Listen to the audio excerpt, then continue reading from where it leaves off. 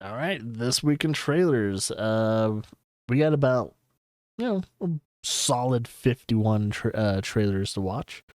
So let's kind of jump into it and see what is all either coming out this week, what games to look out for, and what games to avoid just by the trailers alone.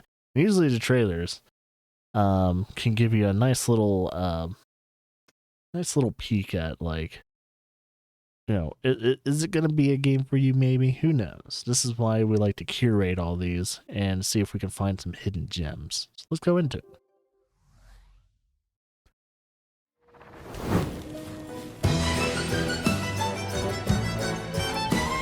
So this game is called Air Twister.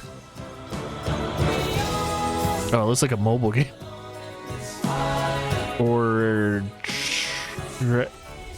Dragon Panzer Dragoon? Is it kind of like a Panzer Dragoon game? But in the style of a mobile game? Wait, is that a Beatles song? It's like a messed up version of a Beatles song. I don't know why I feel. I don't really... That game definitely didn't sell me. Wait, is it only on... No, it's on all the other systems, but what the fuck did I just look at? I like my Panzer Dragoon Orta kind of, games and all that stuff too. But the way this game looks is like, I don't know. It kind of reminded me of those, how you see those mobile game trailers and all that. That's what it made me... That's what it looked like. And, that, and I was using like a really fucked up version of a Beatles song. It's like, what the fuck is this? No, I'll pass. Welcome. Oh, this is Sengoku Dynasty. This is going to be the trailer that shows you the farming of what's going to be in this game. To the enhanced world of Sengoku Dynasty. We are thrilled to introduce new farming features that will transform your gaming experience. Our first update brings an exciting farming dimension, letting players take charge of their land. Use a hammer to craft fields in various sizes, position it in any way you like. You can create land and water fields, including iconic rice terraces. Begin your farming journey. From preparing the soil and planting seeds to reaping a bountiful harvest. Tend to your fields with care. Manage composting for valuable fertilizer and maintain crops through watering your farming journey. From preparing the soil and planting seeds to reaping a bountiful harvest. Tend to your fields with care. Manage composting. Need to remember to not press my buttons while I'm watching trailers. Through watering and weeding. At day's end, harvest by hand or much faster with the sickle. Begin your farming journey by traveling south along the river to reach the charming village of Aratani. Here, you will uncover an exciting new quest line that unveils various farming options. Don't forget to visit the welcoming vendors, ready to replenish your supplies with a selection of unique and exotic seeds to enhance your farming experience. We have also heard your feedback and worked to enhance performance. Experience the advantages of reduced RAM usage, faster loading. So is this in a closed or open beta, kind of like an early access thing going on? Now automatically detect your hardware and optimize settings for your specific configuration. But there is more. In this update, Sengoku Dynasty becomes more dynamic. Resources you have harvested and trees you have felled will slowly regrow. Some depleted mining deposits may even have a chance to respawn, preserving the world's sense of abundance and mystery. Did we mention that you can now greet your coop friends with emotes like a polite bow, meditate or stretch? Emoting adds a new layer of expression to your gameplay. We're starting with 12 emotes and plan to add even more as your journey continues. Can you do the Yakuza squat? Into both the current and upcoming updates, yeah. We invite you to explore our now, Steam page. Whatever you do, arigato. But whatever you do, don't fucking put dances in the game unless they're traditional like Japanese dances. Like if you're gonna make a game called Sengoku Dynasty, you know, if you're gonna have emotes, make sure it's gonna be something emotive in that time period. Because anything that breaks you out of the fucking experience is it's a little rough. Don't do that. But I don't know. And it's kind of like any of those other type of it's kind of like any of those other survival games, but it's kind of almost it's in the same realm as I think the medieval dynasty game as well and all that, where you're not just taking care of yourself, but seems like you're going to be managing a maybe a village at first, and then maybe a town, and then eventually maybe even a kingdom. Probably gets as big as that maybe. You can also play with other people, or you can just play by yourself too, which I like. I like it when games have the flexibility of that. But I don't know if this is just going to be an only PC only game. It seems like it for now. But yeah, if this game comes out on consoles and all that, I'll give it a whirl and maybe even do a peek play on it too. But yeah, who knows? Stuff like that. So let's see. Next one we have is Silent Slayer: Vault of the Vampire. Looks like a VR game. At last, aim for the center of the chest. So you actually get to kill vampires. Do not be gentle.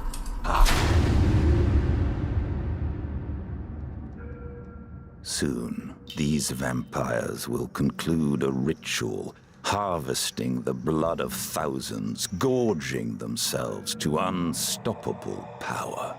Move slow and silent, but not too slow. Gently. So it's like a stealth. It's like traps within the. Interesting. Hold.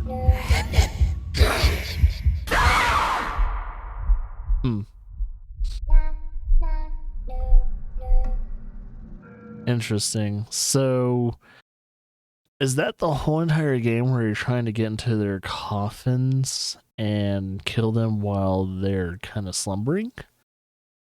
But each coffin you kind of go to, it gets a little bit harder. There's more obstacles, there's more challenges and everything like that.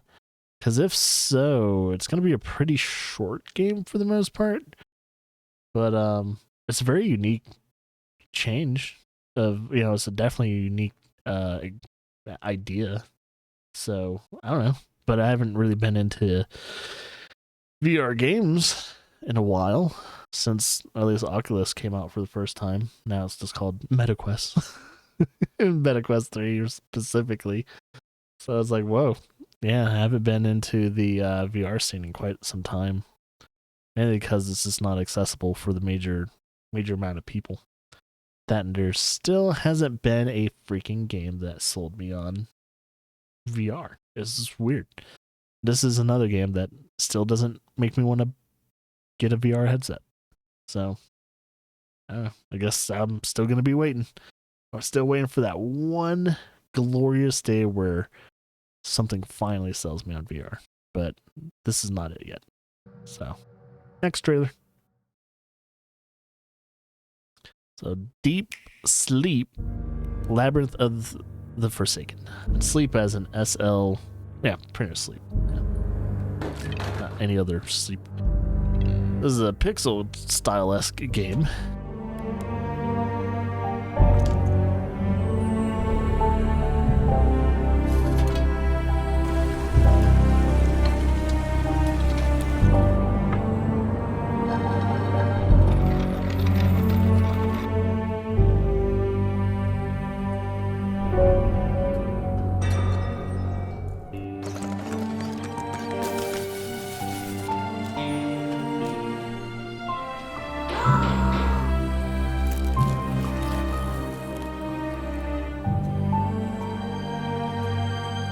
It's an interesting looking game. It's like, yeah, it's pixel art, but it has like certain lighting effects that are more modern. And there's some 3D elements within the pixel art. I don't know, yeah, this game looks Interesting and hard. It looks difficult.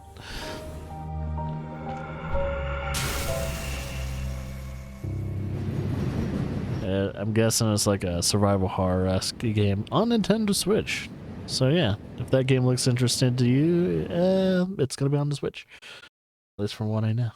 Tekken 8. This is the a character gameplay trailer. You shall see the character right now. I'm still interested in Tekken. It's probably going to be the only fighting game I probably get into for a while.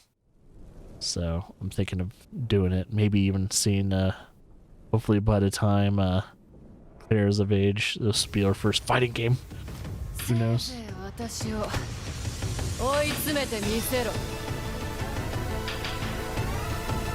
Get ready for the next battle. Tekken 8! New challenger! Reina! See how she is in this one.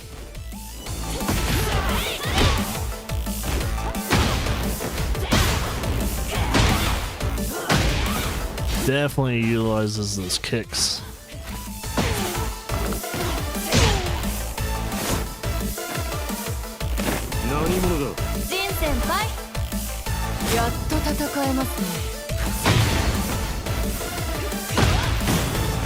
Liger.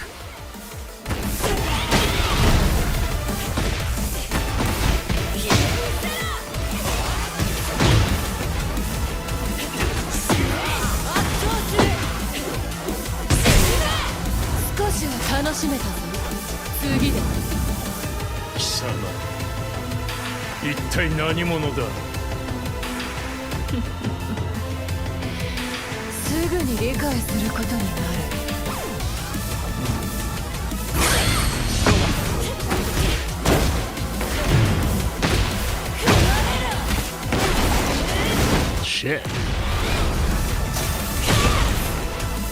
Dude. She can drag you through the wood. That's fucking strong.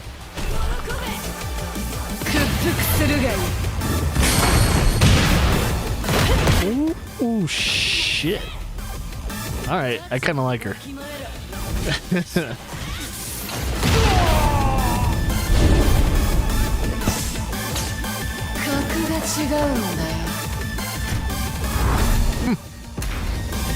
kind of like one of those sadistic characters. So yeah, this game is coming out on January 26th. I need to remind myself. It's like, okay, it's probably gonna be a game I'm gonna spend a lot of time on. I'm excited. Tekken 8 still is on my radar. Okay, so this is a Spirit Tea game, which is already out. It's on Game Pass right now. But I haven't done a peek play on this one. I just wasn't too sure if it was a game I was going to cover. I don't think it is. But here's a trailer for it, just in case for some reason you didn't want to play it on Game Pass. This is what the game looks like. But it looks like a, you know, it's kind of a spiritual, somewhat adventure game. There's fishing in a game, apparently. Just cooking. Looks like you cleaned up an old house. Is that a spirit cat? I think it is. Are you taking care of spirits within a spa? I mean, yeah, pretty much a spa. So, yeah, this is practically like strictly based in like you're taking care of yokai. It's not just spirits, yokai. Actually, no. Looking at that trailer, the game actually looks pretty interesting. It might not be an on-stream game for me, but it's definitely going to be one of those games where I could probably see myself chilling off-stream and just kind of playing the game, just enjoying it. And yeah, if anyone ever asks me about this game, especially after I play it for a while, I'll let you guys know. I'll definitely let you guys know if I recommend it or not. It looks interesting. It looks cute. yeah, it's not just on Game Pass. It's, you know, as you saw, Switch and Steam. All right, so this game is Trinity Fusion. This is the official 1.0 launch and console reveal trailer.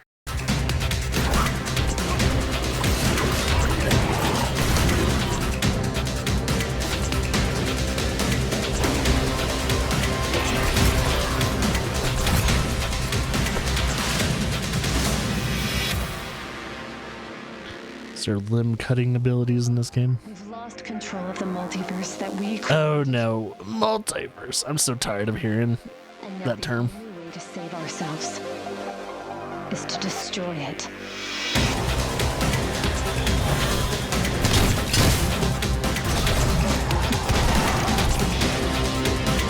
I'm kind of hoping Marvel and all them kind of move away from the whole multiverse stuff.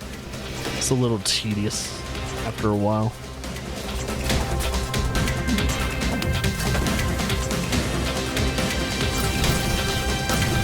This game looks fun though. It looks playable. Wait, is it a... Trying to figure out if it's like a roguelite or is it just like a Metrovania type of game?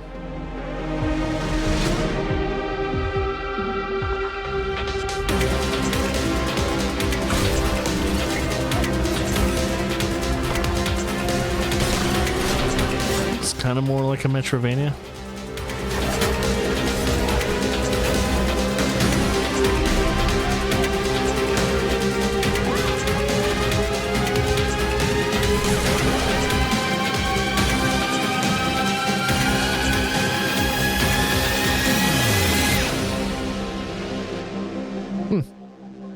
Doesn't look too bad. It's out on everything. So there you go. If you want to get it, as long as you have a system, you can probably play it. Doesn't look too bad. Alright, Robots at Midnight. I have not seen this game yet. A world built for us.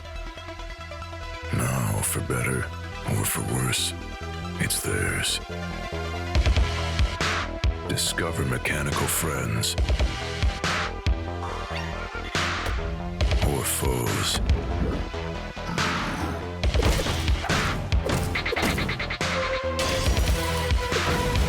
Recover lost memories. Fight against colossal odds.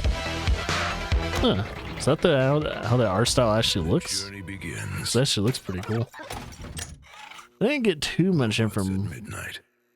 I didn't get too much. Now. I didn't get too much information on the game, but I don't know. It looks promising. I didn't get to see too much when it actually comes to the actual combat in the game and what the game is really all about. But from what I saw, if that's what the art style actually looks like in game, yeah, it's on my radar now. So I'm gonna be keeping an eye out on this game and see if there's any more actual trailers, like hopefully a gameplay trailer. See some gameplay, because once I see the gameplay, I am either sold on the game or I stay away from it. So just depends. So this is why gameplay trailers are more important than actual teaser trailers or just cinematic trailers. Cinematic trailers never win me over when it comes to certain things. I gotta see gameplay, man. This ain't no movie. Also, this is a game called Predecessor. It's for a closed beta announcement. I don't know anything about this game, so it's like it's PvP. 5v5 battles, yeah. No. Am I gonna have to... I'm gonna have to mute it. I think it might be one of those trailers where they're trying to, throw in some copyright music and shit to make it seem good. Next gen action. Why does it look so bland? Why does it look so I don't know, shitty? Nah, this game's definitely not for me, man. And it's a hero based too. So you know how many hero based games there are when it comes to PvP experiences? It's gonna be, this game's gonna get drowned in everything else. It looks like it's a third person action game though. Here, I'm just gonna turn it down. But yeah, I don't know. Nah, not for me. It hasn't won me over. I don't like the gameplay, and I'm not much of a fan of those type of PvP games. Throw me into Quake or Unreal. No, that'll be happy. Jesus, that was loud. This game is called Little Lands. Little Lands.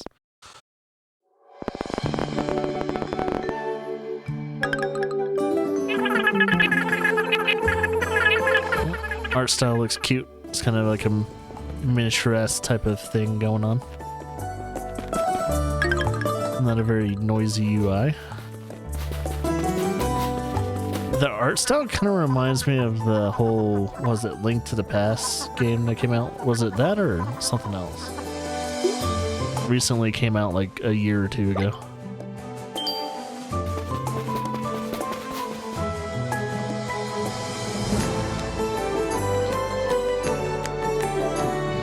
Looks cute. Very interesting art style.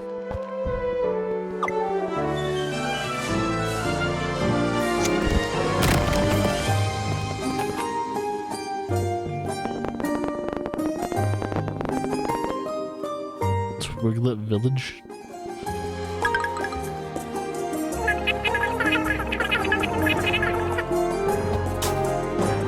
It's farming.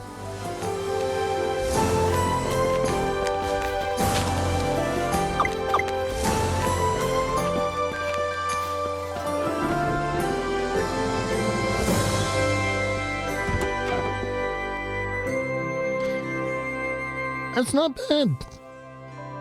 Yeah, this game can be on my radar too. I got so many games on the radar right now though. It's kind of hard to think, but yeah. There you go.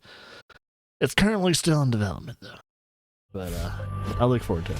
Oh yeah, this is the Invincible Presents at the the whole Adam Eve game. Apparently it's like a, I don't know if it's a dating game, but I guess this trailer will tell us. But yeah, Adam Eve has a game. Is this about her past, or like, is this what's currently happening in the show? It looks like a interactive novel though.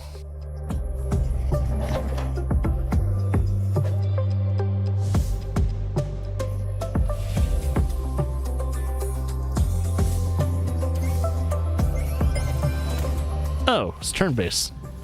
So it's like a light novel turn-based game.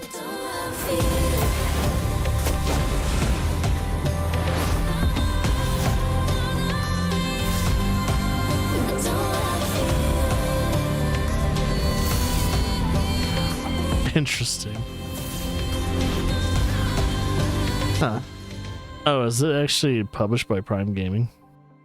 It doesn't look too bad. I mean, it's also right out of like Skybound, so there's that too. I don't know. I don't know. If I ever have the free time, I'll check it out. But for the most part, it's not a crazy priority to play that one.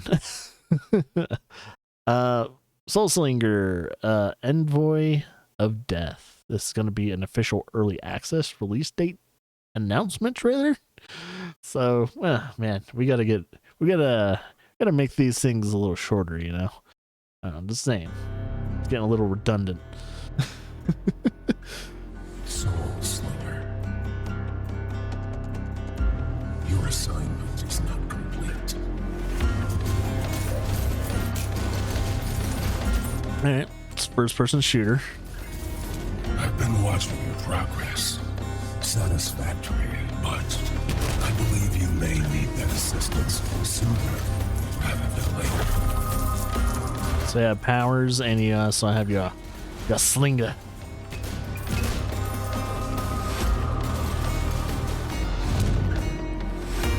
Kind of has that like pacing of Serious Sam. It definitely has that like pacing. Coming out in December. Interesting. Early access anyway. The early access is in December. So that was that. This game is called Gunhead. It's an official launch trailer. Gunhead, polished up and ready to hit fire. Oh, it's one of these kind of games. Okay. Got manufacturing facilities on my scope. Take them out quick or keep producing enemy reinforcements.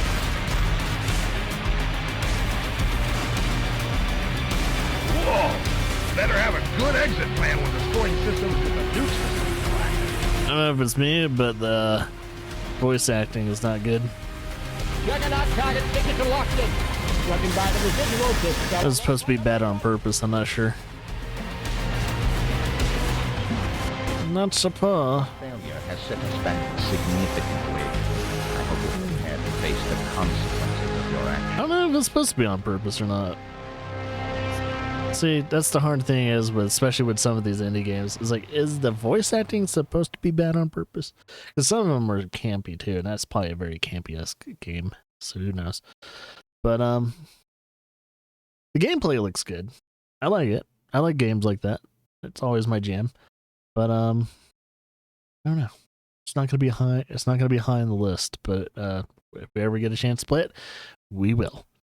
Next game on the list is Last Train Home. This is the official Soldier Experience trailer. I don't know if it's another just. I don't know if they're just making a bunch of fucking videos and not showing gameplay, but we'll find out.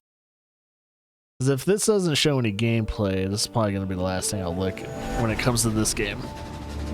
I think they are going to show gameplay, because the last thing we watched from them, it was showing gameplay. So The first anniversary of our independent Czechoslovakia, a state we helped to win. We're experiencing it here, thousands of kilometers away. We make sure the locomotive's in good order. One maintains our weapons, another men's uniforms, and the food. Well, we have to eat. But perhaps the most important among us are those brothers and sisters caring for our wounded. In conflict, we must also show our other side, the military one. Our cook goes into battle as a machine gunner. Our engine driver becomes Cleaning a house. grenadier. And stoker must take a rifleman. Our engineer scouts the line ahead. And the ones who usually keep their professions on the train or battlefield are our doctors. Some excel in battle. Others are just happy to survive. But each of our brothers and sisters are indispensable on our journey. Everyone has their own personality, their own strengths, weaknesses, and these can clash from time to time.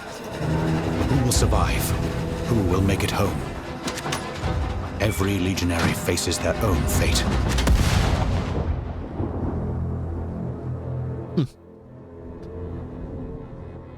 that game has some promise, definitely.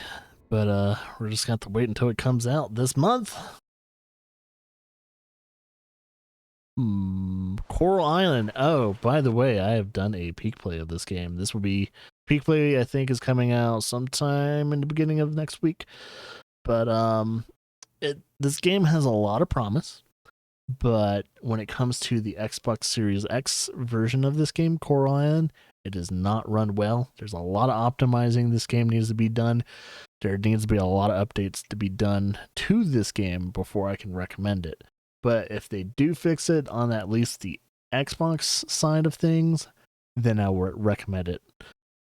If anything, if it runs really well on PC, then play it on PC. That's what I would say. Play it on PC before you play it on Xbox. And I'll let you guys know, because once they actually fix the major issues on the Xbox Series X, you're probably going to see me play this during like coffee streams and all that. So yeah, this game is very indicative of well, how should I say this? Stardew Valley, even the music. That is super. Is almost a little too close to Stardew Valley sound. It's like, wow, just fucking sounds like Stardew.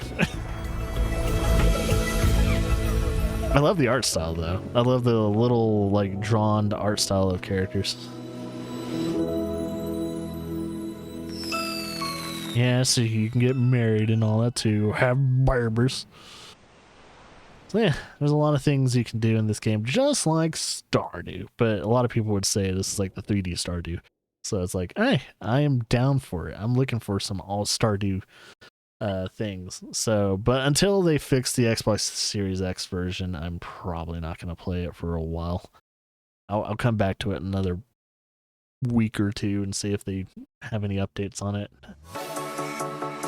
So Forza has a thing called Forza Customs, and I don't know if this is a mobile thing, or is this like a free thing, or is this part of more Forza Motorsports? I don't fucking know, but I saw this and I just decided to add it to see what the hell it is.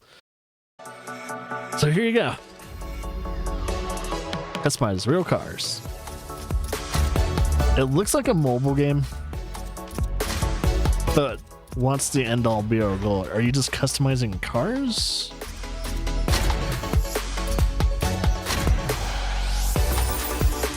Earn points. Customize them to next. Oh, it's a puzzle game. It is a mobile game. It's a fucking mobile game. But it's for Forza. A Forza puzzle game? Mobile puzzle game? This is weird.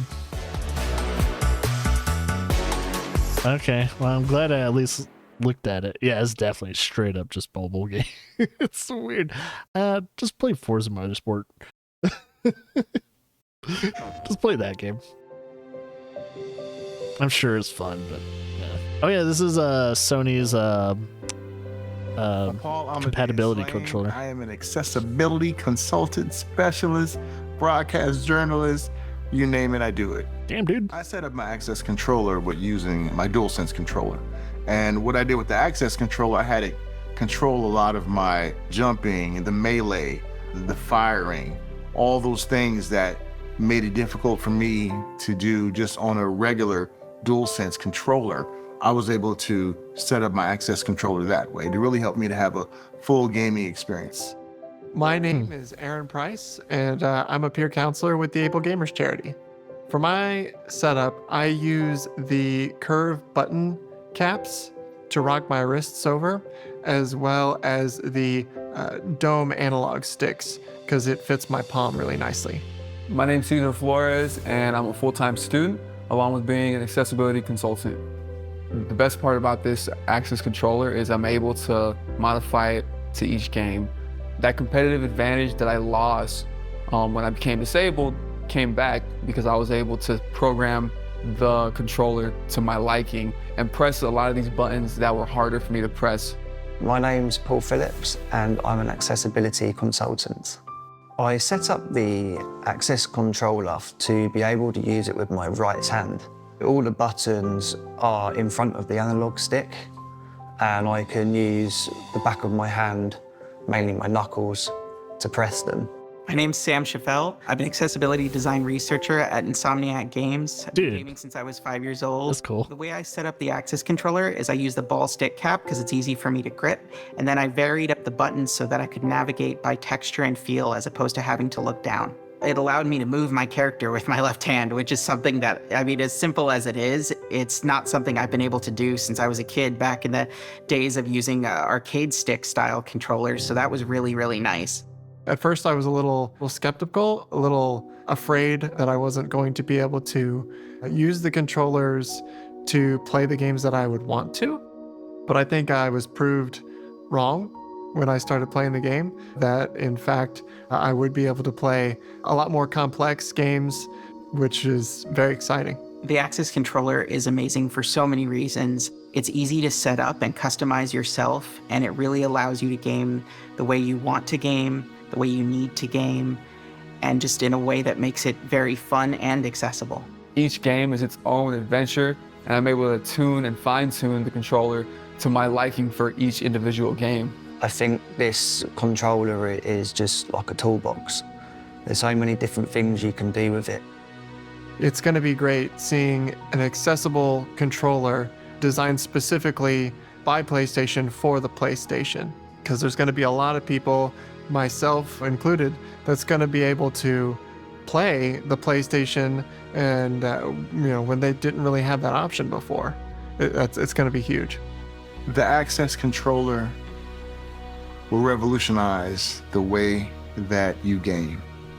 And ones out there who feel that you cannot game because of your disability, the Access controller, give it a try. It may open your eyes, but this is something that will change the way that we game forever. That's cool. I like that. I like it when games put, if there's a game that doesn't have accessibility functions and all that, it's like, ooh, you cut the corners a bit, didn't you? And but at the same time, I'm really happy that Sony's jumping into the accessibility controllers too, other than just Microsoft doing it. Because Microsoft, at least when it comes to the consoles and not just PC and everything, because I think there are some there's some really good third party like PC people that have made controllers for PC gaming. But when it comes to consoles, it seems like the only one that was like accessibility friendly was Microsoft. And because Microsoft has their own little accessibility controller, which is really highly customizable, and you can do a lot of stuff with those controllers. It looks like all those are interchangeable. You can like pretty much put them wherever you are. There's a reason why it's a wheel, and you can probably like switch it and just whatever it is. It's built for customizability and help you with any of the problems that you probably have. So yeah, it looks really heavily promising, especially for those. And it would be a really good Christmas present for those who've been wanting to play games for a while, but just haven't been able to because of certain like hand problems or something like that, or wrist problems. So really cool. So yeah, good job, Sony, and hopefully it does turn out to be a really good controller instead of a letdown. So.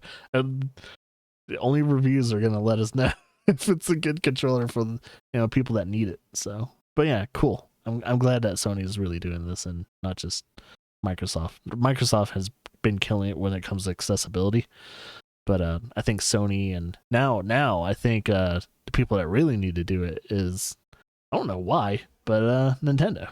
Like, where's your fucking accessibility controller? Unless they have one, but they never talk about it. Weird. I don't know. But yeah, Nintendo. Where's your damn controller? You still make consoles. Sorry, I don't mean to bash Nintendo right now, but they're the only ones that aren't doing it. Let's see. This game is called, it's Backpack Hero. This is for the console though. So yeah, it's officially releasing on the console. And a lot of people enjoyed this game.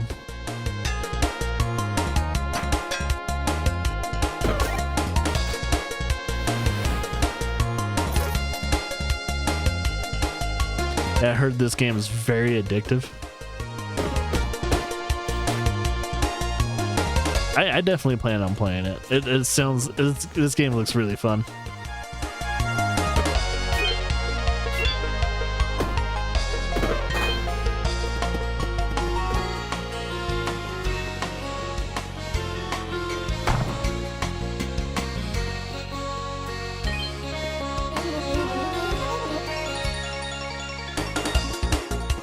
Is there multiplayer? I was gonna say, it'd be weird if there's multiplayer. I mean, it makes sense though.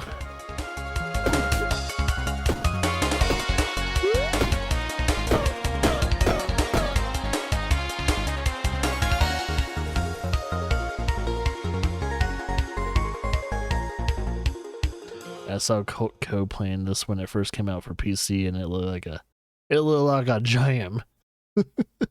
It was good. On Your Tell, this is the game name. It's another game from Humble Games. Also, if I'm correct, is owned by IGN.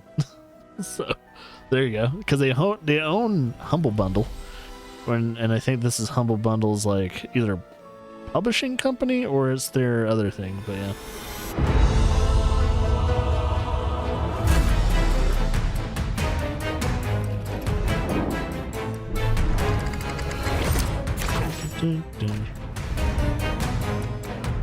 So is this a Fable? It looks like a Fable. So they have anthropomorphic animals, most likely some type of mystery game. That doesn't look too bad. I need to see more gameplay before I even think about like saying it if it's on my radar, because some of these games can get a little weird. This is called Core Keeper, official Nintendo Switch announcement trailer.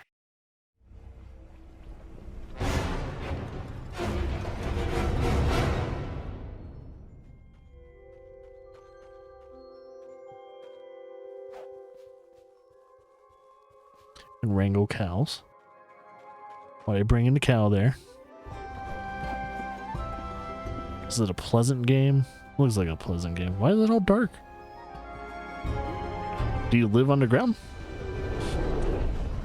That's a giant worm with a big old crystal on his head. So lots of combat. Looks like chaotic as fuck. Yeah, Core Keeper. Yeah, okay, you're underground, that's why. I was like, are you underground? Why is it so dark? Like, oh. Rated E10 for ages 10 and up. This game's called Howl. When the howl came, we were not prepared. Ow. It's written that Awu, there's awu. one who defies the call. She seeks her lost brother. She's not made for fighting beasts. I'm trying to figure out if this is the gameplay or... She knows their ways. Oh, it's like turn-based. She reads the future. She plans ahead. Oh, it's predictive Walking strategy? the path of prophets before her.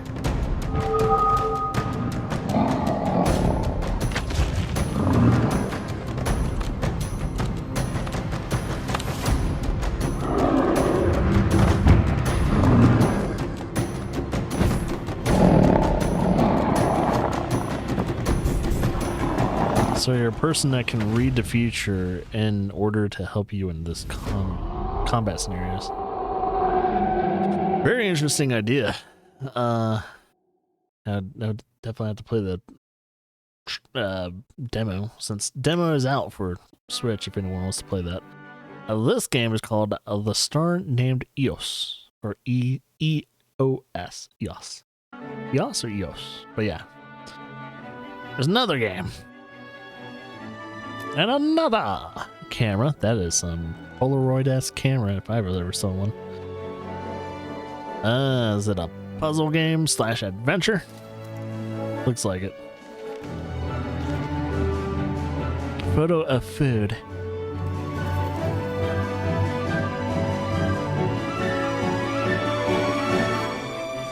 Yeah, it's like an adventure game. Point and click adventure. Actually, I haven't seen a lot of those in a while. The only point and clicks adventures I've seen has mainly only came out for like PC. So yeah, it's been a while since I played a point and click, man. Blade Chimera.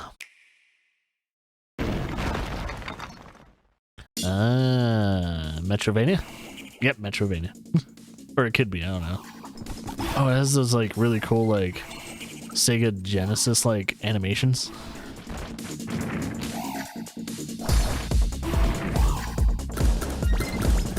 It kind of has that like feel at a Sega Genesis. Shit, you might want to dodge that next time.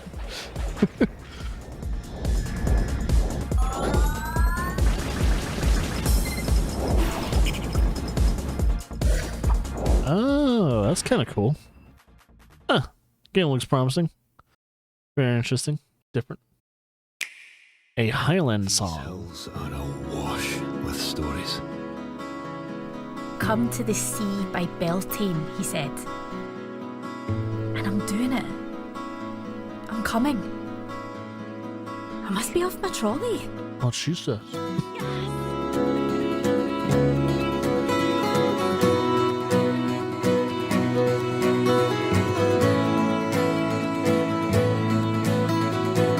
This is in Scotland.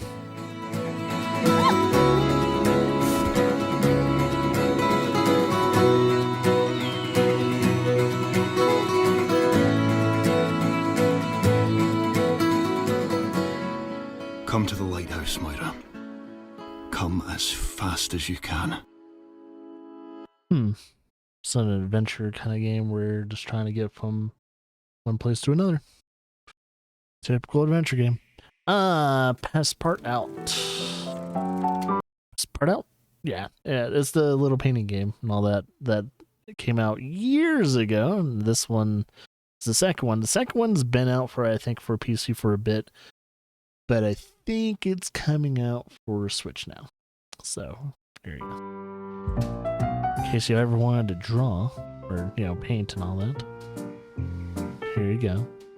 It's a cute little game. You can do some things for clients and things like that. It makes some el money.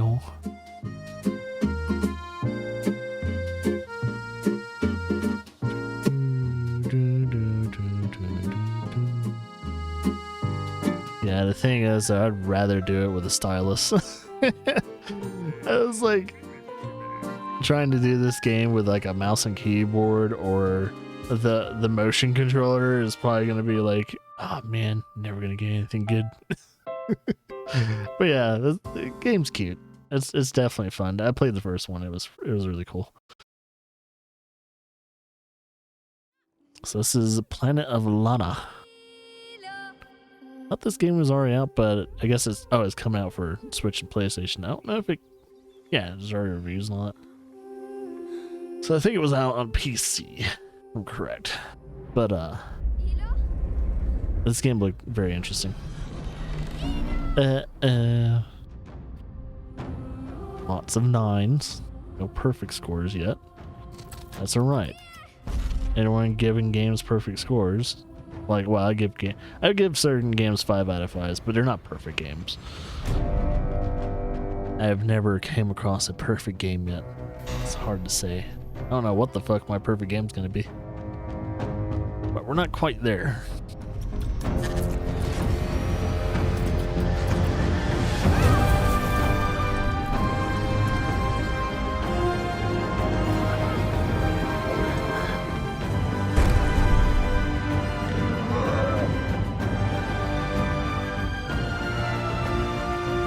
Art style looks really nice. I do have to say, very interesting world too. World of giants and robots. Mystery. It's very it's weird. It's there's a little bit of sci-fi and steampunk. Not really steampunk. I don't see anything actually utilizing steam and coals and stuff like that. But it's weird. It's it's a very, very far post-apocalyptic game where it's the apocalypse happened probably 1,000 years ago or something like that type of game. Looks cool. It's called Planet of Lana, so it's probably not based on Earth. Just saying. It looks promising. Looks cool.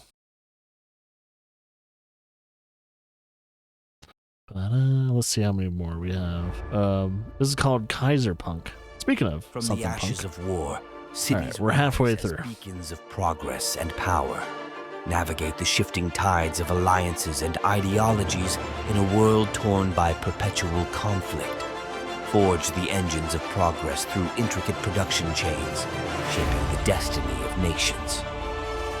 Efficient logistics, the lifeline of empire, connecting resources to front lines in the theater of war. Every decision echoes through history, shaping the fate of nations. Choose wisely, for the world watches. Okay. Looks like one of those management/strategy games. It doesn't look too Doesn't look too bad, but it hasn't caught me. This game's called Skybreakers. It's an official launch trailer. 纵横天下，除魔卫道。 Is that Mandarin? Or is that Cantonese? It doesn't sound like it was Cantonese. It sounded like it was Mandarin.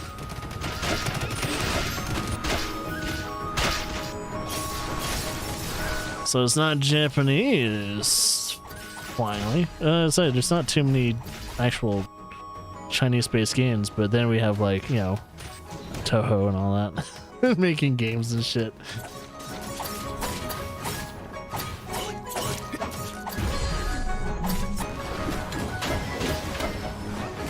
Okay, so it's kind of in the style of, like, you know, your isometric action games. I guess a game that you could probably kind of equalize this to is what is it? Hades. I guess you could like almost compare it to that. Which I wasn't a fan of Hades, mainly because I didn't like what they're doing to my fucking Greek mythology. Didn't look good. I almost sounded like a fart. Welcome to Paradise. This is what the game is called. Official comeback a B hack trailer. Hello, Survivor. I see that you finally set your first step into our beautiful land of paradise. Well, it looks rough. Used to be beautiful before the zombies swarmed in. Don't worry though, we have what you need, a Zombot. As stupid as they are, zombies are dangerous beasts by nature. But what if I tell you they can be tamed? At Tusk Industries, we created a wonderful tool, the hacking helmet. Without getting into the technical details, what you need to know what? is you can turn a zombie into a friendly and loving creature by just using our helmets. As long as they stay in range of a pylon. Oh, so they have to be in a pylon. The zombie becomes friendly and obedient, but still not very smart. So, up to you to tell them what to do. Interesting. Stay safe, Survivor, and see you soon.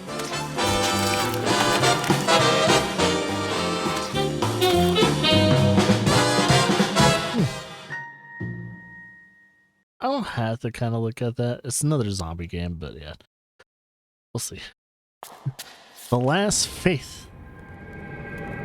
The dead are constantly reminded of their time away from this life, hiding in the shadows of the moon.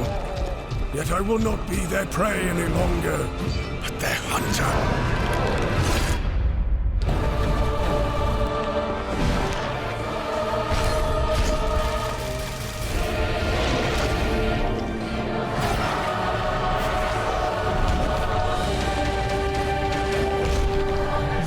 Reject your fate, despite all you have endured.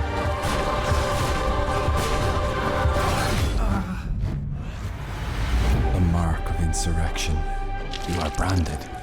You truly Stigmata. have hardy blood coursing through your veins. Your heart, I fear, may not be so fortunate.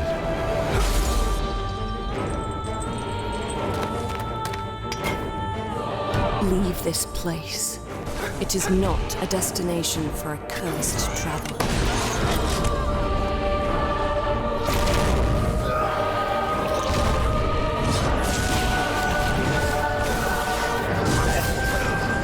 Game looks nice. Looks tough as fuck though. Which is probably the point. Usually most Metrovanias are not easy. Looks good. Next game is called Hellflame.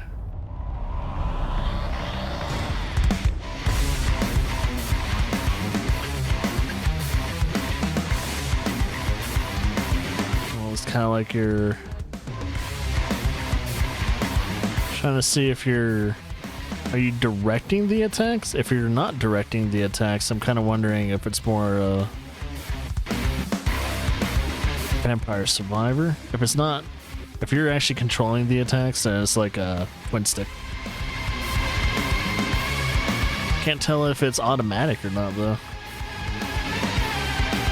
It looks, I don't know, this might be in the style of either a twin stick shooter or it is a Vampire Survivor type of game. I can't quite tell.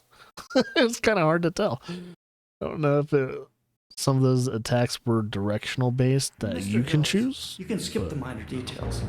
Oh yeah. Alright, so this game is called American Arcadia. So it's the official launch trailer. Get to the point. His real name is Trevor Hills, is now on the run in the popular TV show American Arcadia. I used to have a mundane life. Just my everyday routine, and I liked it that way. I really outdid myself in concealing my identity. I'm a member of an activist group, so to speak. It's called Breakout. Who are you? How did you get this number? I am number 6. Nobody leaves this city. The most watched media phenomenon on the planet. They turned Elijah's dream into this American nightmare where being unpopular is punished with death. Sounds like a social credit system.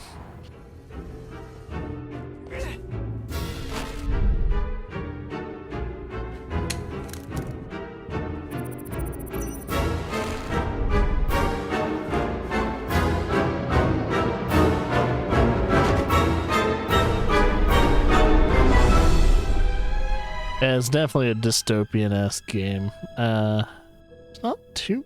I mean, there's a couple games out there like that, but no, this is like strictly like Orwellian and all that. So I can see it. Might be checking this out. This is called Tevi or Tevi. Tevi. It's action. Oh, okay. It's a Metrovania. 何？私の耳がどうかした？それはとても素晴らしい考え。It's always that mommy milkers. テビーさんのおうちコーヒー楽しみです。テビー、なんてことを。They're all animal based?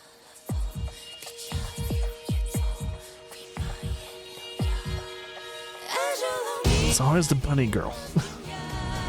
前回バトルしてからだいぶ時間経ってるし、覚悟しなさい。せっかく会えたのに、またすぐお別れだなんて。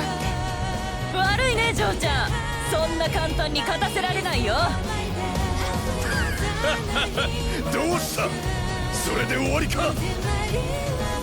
我が輩の憤怒をしない！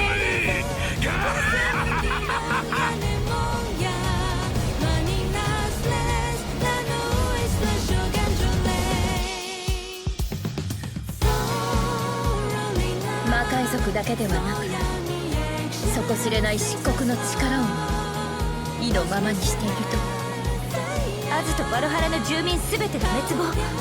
まさかそんなことが画策されていると仰せなのですか？テビーさん、大丈夫ですか？ So it's like has a little bit of bullet hell into it as well. The gameplay overall doesn't look bad. I just have no clue if I'm even interested in the story at all. Sorry to say it, but if this looks good to you, go for it. But yeah, I don't know. I'll probably pass. There's so many games I have to play. I gotta be picky with the games I choose. Alright, Truck and Logistics Simulator. Just sounds like my kind of game. It looks like hey, any game that kind of looks like what do I call it, Euro Truck Simulator. I'm probably gonna enjoy it. But this looks like more of a management game though. I don't know if you control some of the management. You probably do. Yeah, it looks like you can control some of this stuff.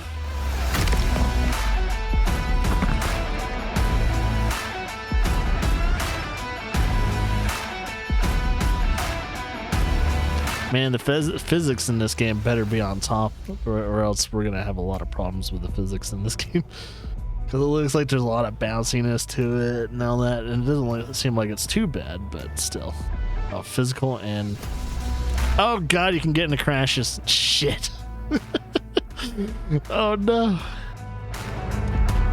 Over 30 customizable cars. Or vehicles, I mean.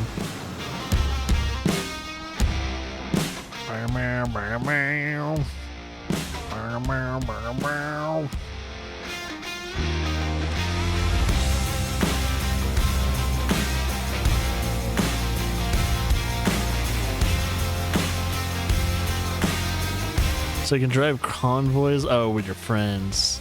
I was gonna say, can you have like AI follow you too?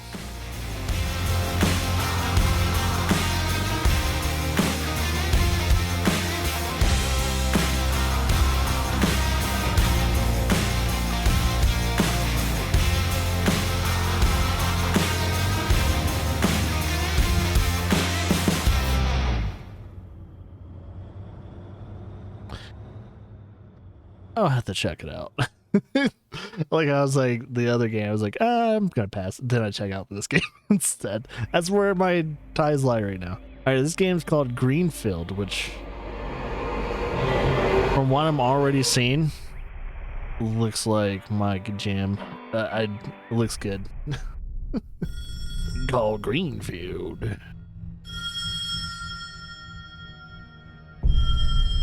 Ooh, love the imagery.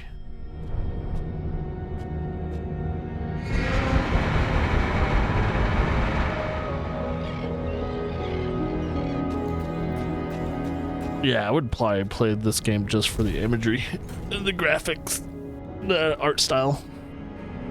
That's exactly what I would play it for. Oh, I love that. Oh, it's so good. What the hell? Oh, that's so cool looking. Okay. So I think the game that's gotten me knickers in a twist, Greenfield. I'm gonna have to write that down. That's probably gonna be the game that does the cover.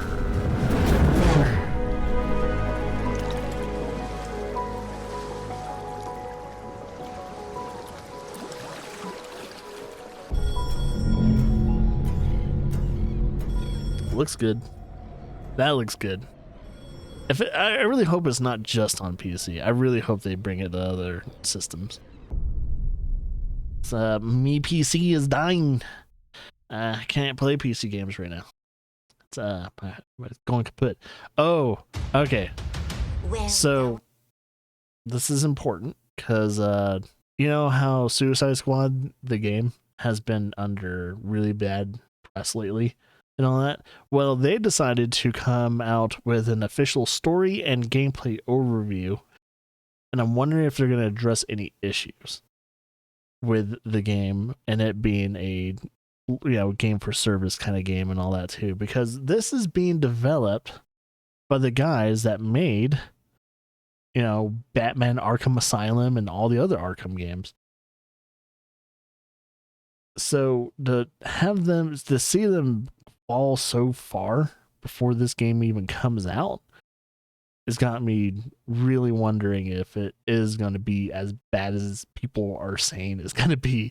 So I'm actually going to watch this whole thing and see where I stand on the whole Suicide Squad, because I'm wanting it to be a really good game,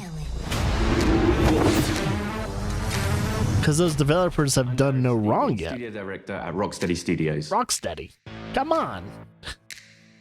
But I guess, I don't know, I'll have to see. I'm the game director here. Eyes up, people! Oh shit, Green Lantern. At Rocksteady, storytelling and character depth are the core DNA of our games. These are not features, but Rocksteady fundamentals. With Suicide Squad, Kill the Justice League, we wanted to tell a new story. We wanted to expand the Arkhamverse. Coming from Batman, where it was just from his perspective, just from his lens. Now getting to see the world through the villain's eyes was really the hook for us. Suicide Squad Kill the Justice League is a third-person action shooter that can be played solo or with your friends. It's a story-driven game. that highlights Rocksteady's experience in bringing characters to life. As a Suicide Squad, you'll be forced to take on an absolute impossible mission. You must kill the Justice League. We want the mechanics of the game to really reflect the personalities of the squad. I'm always first on the trigger. We want their moves to be flamboyant, exaggerated, chaotic. Let's make like cheap chewing gum and not stick around. Now, our 4 members of Task Force X find themselves inside Metropolis. At twice the size of Gotham City in Arkham Knight, it's big, it's loud, it's a battlefield. It's a place built for verticality, mobility, the unique fusion of enhanced traversal, gunplay, and melee weapons, creating a supervillain empowerment that we think is a totally original gameplay experience. There was just an opportunity there to expand into co-op and have this dynamic world where friends can come together to share an experience. Or players can go solo, switching between missions while savoring each and every story. Can you play solo? The swell of pride for what we have accomplished together. We want to welcome you all to the first episode of our new series, Suicide Squad Insider, where we will provide a deeper look into Suicide Squad Kill the Justice League.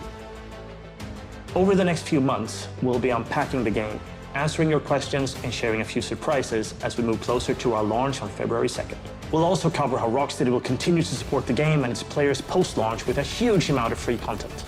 On this episode, it's a free content. Different members of the Rocksteady team as we explore more of the game's story. Are you still gonna charge an arm or leg for other shit though? Suicide Squad. A fitting moniker.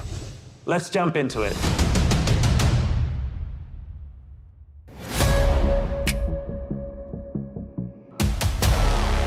Normally, when you make a game in a superhero universe, the protagonist is the best person for the job. The squad are definitely not the best people for this job. They're the only people available. Hey, Suicide Squad! Fuck you! And so it gives the narrative and the gameplay a kind of frantic, slightly panicked feeling where they are trying to figure this out as they go. The Arkham games weren't gritty because Rocksteady makes gritty, dark games. They were that way because that's what suits a Batman story. Yeah. Every game we approach that with a similar mindset of just like, how do we enhance that experience? How do we excite players in new ways?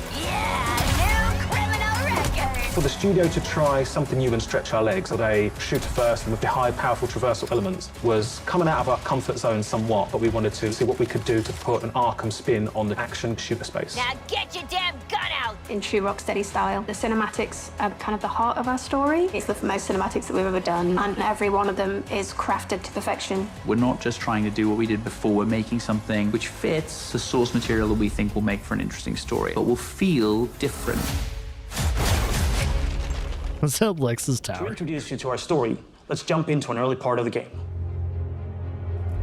Amanda Waller, the director of the government agency Argus, sends the team behind enemy lines into Metropolis. Harley Quinn, should you not be more cautious? She ain't wired that way. Oh, Deadshot. Hidden in an underground train station, the team finds a secret elevator. Until we figure out where the hell we are, let's play along with Waller. Oh, is this a superhero museum? Hate superheroes. And museums. I've seen it on TV. It's the Hall of Justice. So let's rob the place! Idiot.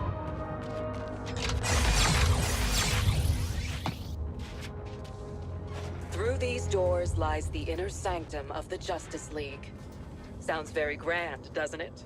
And it is. She's a dame who can almost make me listen to a boring PSA. Don't touch anything that's gonna set off an alarm. I ain't fighting any supers for you. I have read much about the Justice League, and still, they are larger than I expected. Those holograms aren't actual size, Sharkman. It's so true to the characters that they're in Hall of Justice and the first thing they think is, what can we steal?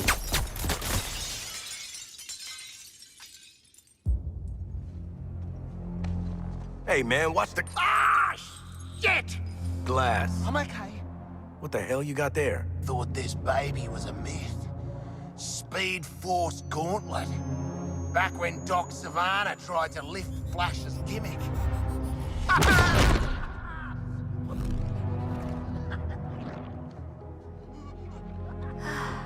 Miss you, Red. Wonder what happened to Poison Ivy. Wonder if she's just back in Gotham, probably.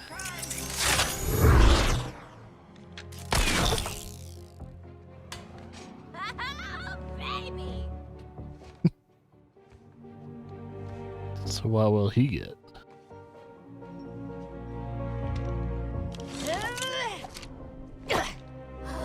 You found the Riddler's hat of invisibility!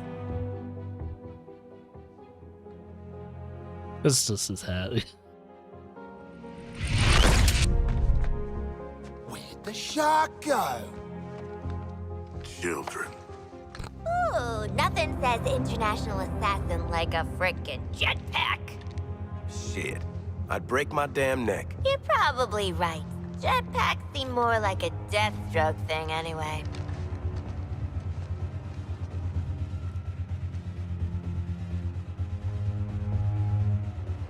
Don't touch that.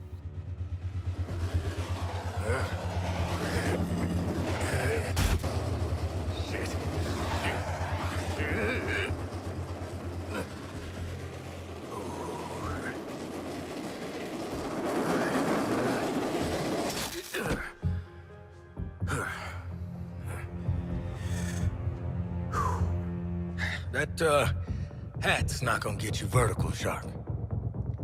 I can make my own way up.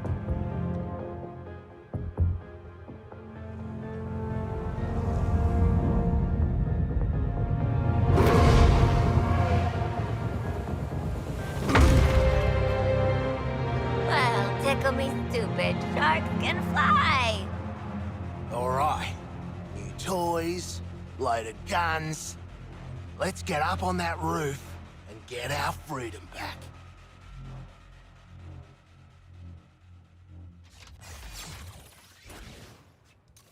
So here we're taking these iconic characters who don't typically traverse the way they do in our game, but that's the beauty of our storytelling. We've managed to take these unique abilities and make that an extension of their personalities. Our power is undeniable! We loved working with He actually had to have making all that a four. world for players to experience, and we wanted to do that with a new location. Good to get out of that place.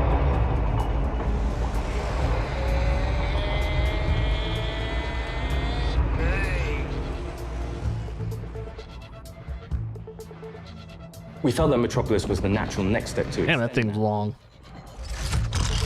And what better way to introduce it than through an invasion from Brainiac with no Justice League to save them?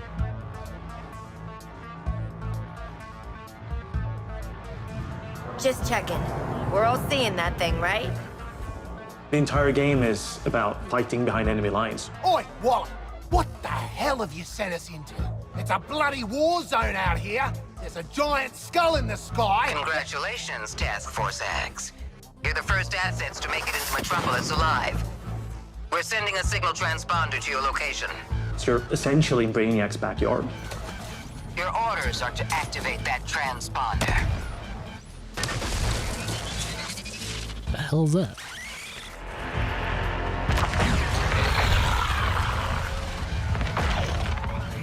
Well, let me guess. Defend a transponder. There's no civilians left. Brainiac's killed them or made them into soldiers to do his bidding.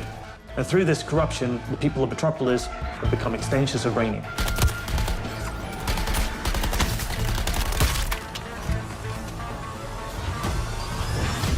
Hey guys! Thinking I shouldn't eat that extra tapioca put in my lunch? What the player knows from our title and what the Suicide Squad is about to find out is that here, the Justice League are the bad guys. They've been corrupted by Brainiac, and over the course of the game, your mission will be to kill them. Ugh, Green Lantern! Nice! Hey, your face always looks so... what? Harley doesn't have any innate superpowers, so to go up against these beings that have That's cool that it's the actual it's original voice actress for Let's walk and talk. Harley. You're talking about, you know, the all-star team of superheroes here. I want you to see this. Pay attention, Floyd. Is Samoa Joe? Is that actually Samoa Joe? Looks bad. Because that's how they're changing. Once you've been enhanced, Outstanding. When you face off against the most iconic characters in all of superherodom and the Justice League, it's by many people's definition an impossible task. You're searching for stragglers, augmenting Brainiac's army. The Shark gets it. The stakes that Rocksteady sets, the challenges they heap upon you as a player. Time to rally up with Brainiac. Ready to make the leap? You know immediately, like, this is the tallest task I will ever take on in a video game. Flash! Brainiac wondered how you got off the ship. Speedster secret. The League doesn't leave anyone behind. Let's make you right, buddy. You know, that's just what I was gonna say. You're gonna be fighting the Justice League. Hey, Metropolis! There's nothing more high stakes than the boss battles we have in this game. These are gods like Green Lantern, Batman, Superman, The Flash. God, you don't want to fight Superman, man. What's the plan? At that point, the game really opens up. We start to see players look at their weaponry and really ask the question, like, how am I going to kill the Justice League? Yeah, looking forward to killing the Justice League and all, but, well, you know, these guns are a bit shit. Oh, no offense. Then head northwest. That's the last known of a Gotham arms dealer who's dug into Metropolis. Oswald Cobblepot. Oh shit, Penguin. You want to last more than 10 seconds against the League? Cobblepot's been running anti-meta weapons for years. I want him recruited and brought back to the Hall of Justice. Oh, I'm gonna recruit the shit out of him. Since Batman Arkham Knight, the Penguin is no longer confined to Gotham City. He's made a name for himself in Metropolis as the authority on anti-meta human weapons. Now, Waller wants the squad to recruit him for Argus. I see you've already stolen traversal equipment. You'll need it to stay off the streets. Setting a new recon point. Go. At the heart of each character's playstyle is their traversal. Traversal gives the player total freedom. Every character has their own way of getting around that determines how the player moves through this world. Don't like to boast, but how great was I? Controlling a superhero character is fundamentally it's a power fantasy for all players. We wanted movement through the city to be fun. Just existing and moving around in Metropolis is a good time. Looks like the way the King Shark moves kind of moves like the Hulk. We spent a lot of time trying to get that art direction correct, trying to get the feel for it correct. You get to see all the kind of DC lore that builds this space. Oh, that's so cool. Let me do the talking with Penguin, okay? Not just a building, it's a daily planet. You know, there's a lot we can inject into the city that makes it more than just a city. Penguin is not truly a penguin. Yeah, mate. And I'm not a boomerang. It is known for its size, its scale. Anything from the DC lore, you look at Metropolis as the city of tomorrow. When did Penguin get out anyway? Out. He was barely in. Money talks, creeps walk, you know? I hear that. It's just a great way for players to experience Metropolis in a new way.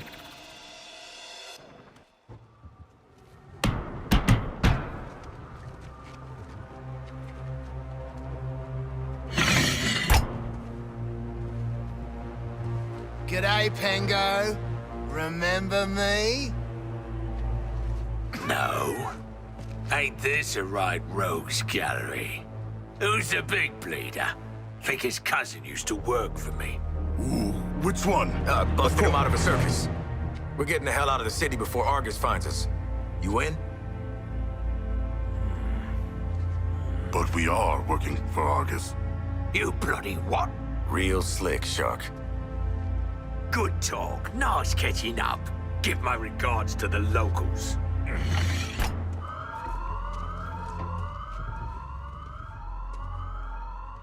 Traversal is at the very core of our game. You will need to be on the move and master each character's movements if you want to succeed.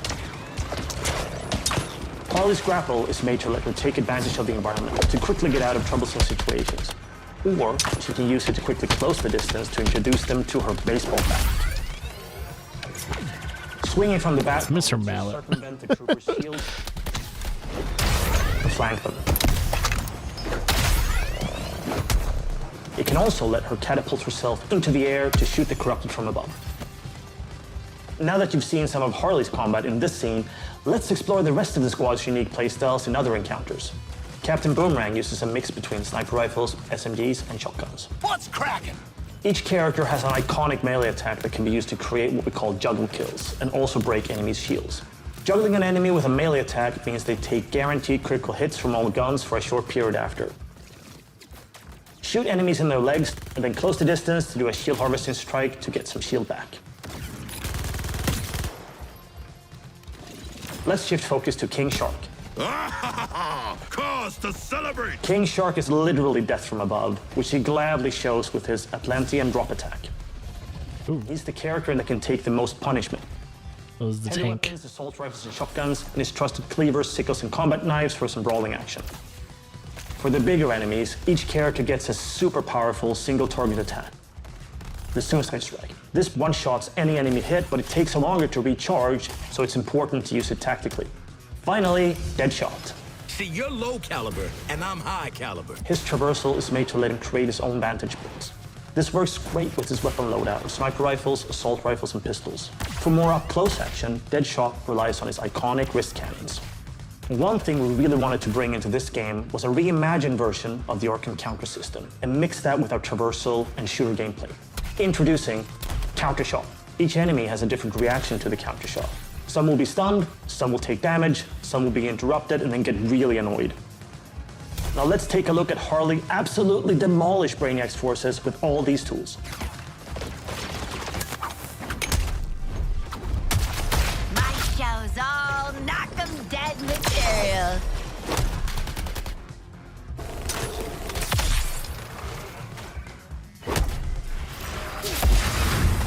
Oswald Cobblepot, my man.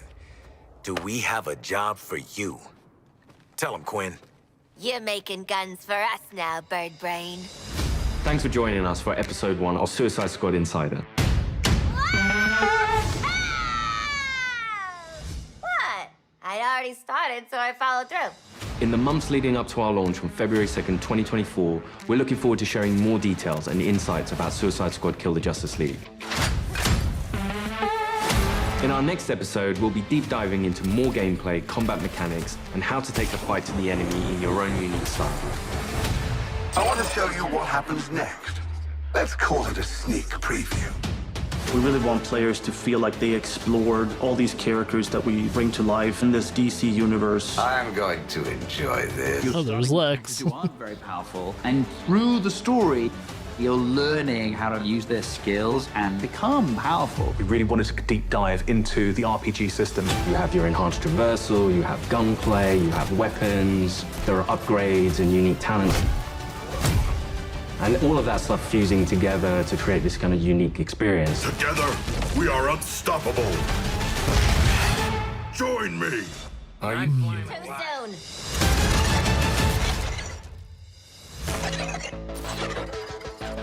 Their classic uniforms. It's interesting, but it's also a pre-order thing.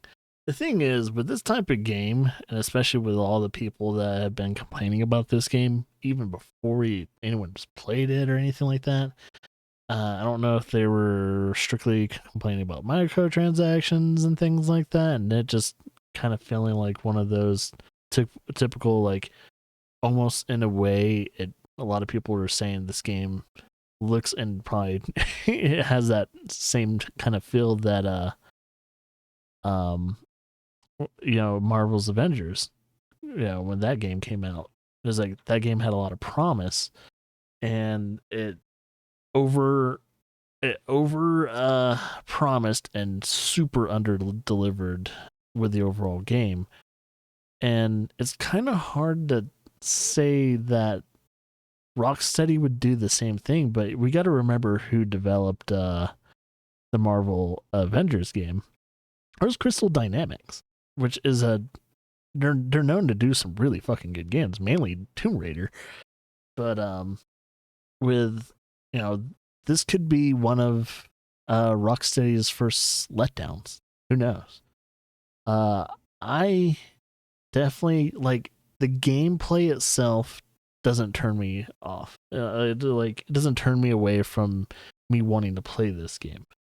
But however, it's the other things that I'm worried about that other people have been talking about that makes me nervous. I know they pushed this game back quite a bit to next year because of that. I don't know if it's because of certain things they've been wanting to change, but with the whole items having like, I don't know, item power and all that too, it's starting to like almost all these RPGs, like action RPGs, have the same type of like it's a gear system, power gear system and stuff like that.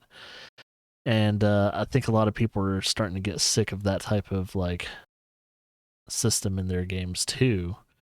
And from what they showed in the last type of gameplay videos that they had with Suicide Squad, they were showing that stuff. I like how during this whole entire video they didn't show any of that.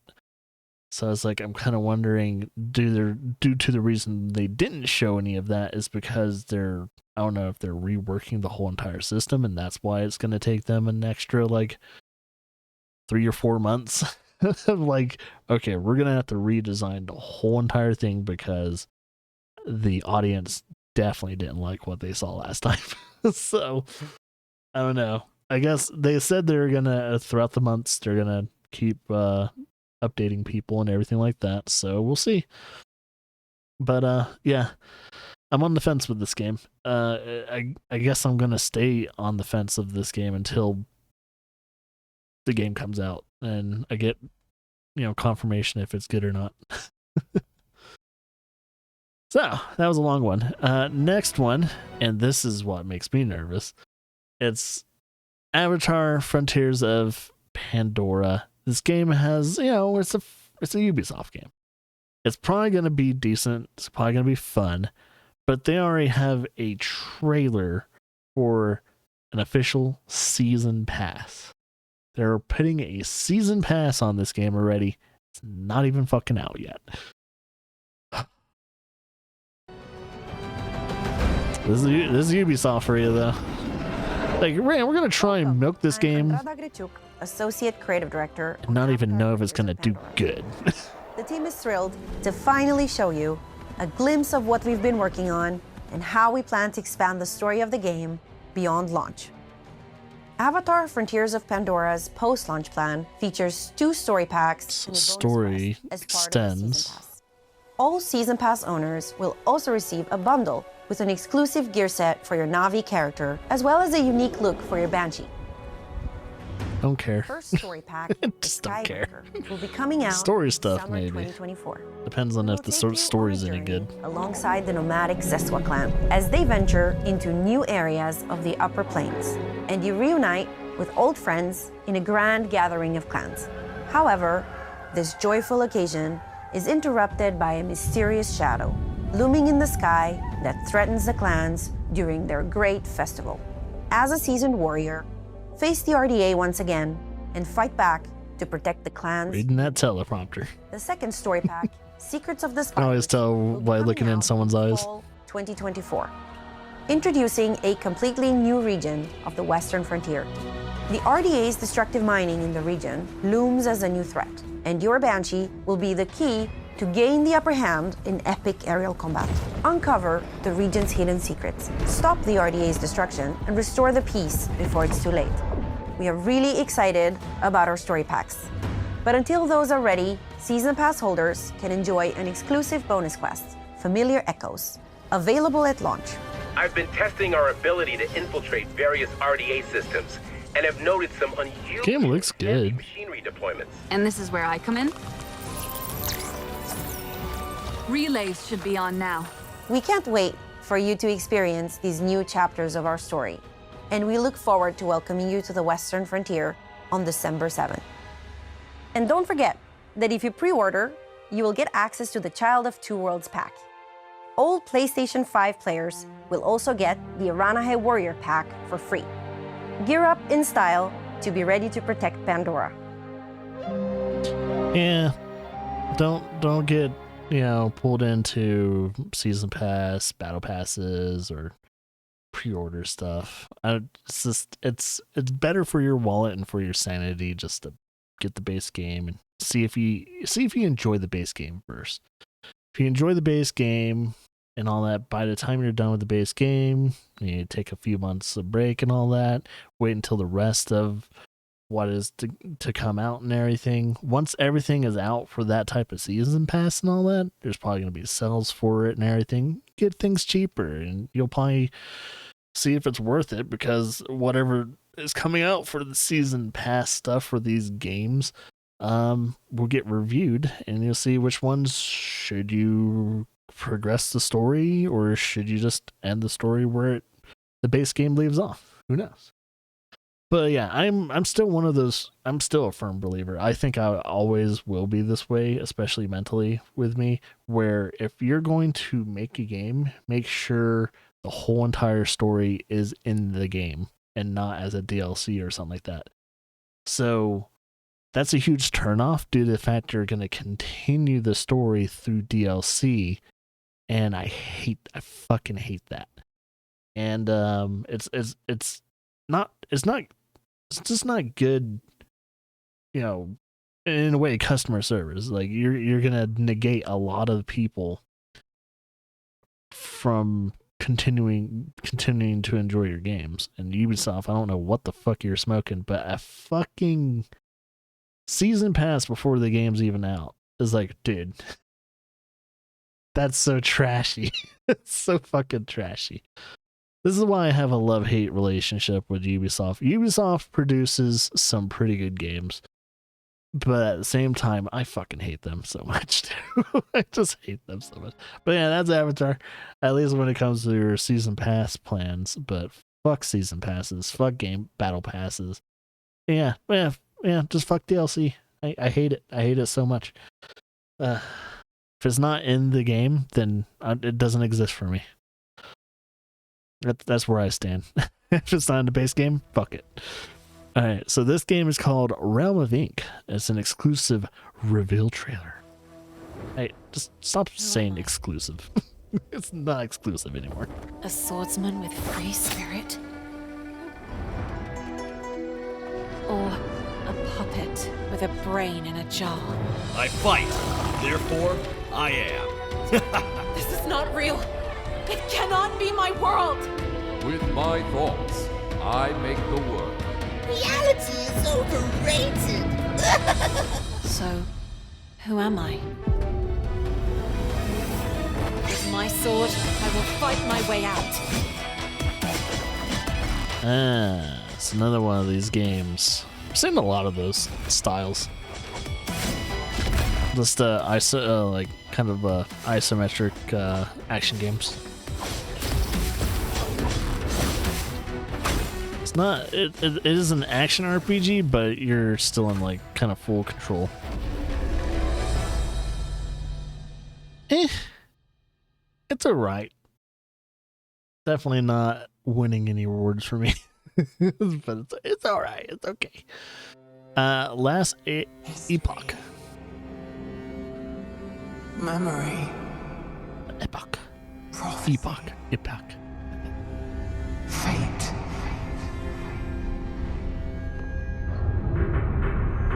Each one a link upon the chains. See a moving mountain? Here lie the answers you seek. But be warned. Any one link can mean the beginning or the end. And some chains, once broken, sword, never be reforged. Or can it?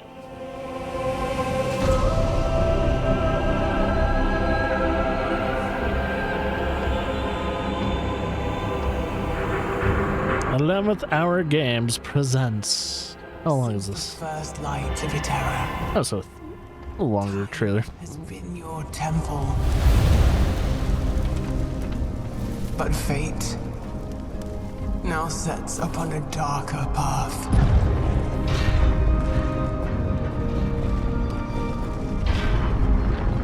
I've seen the world fall.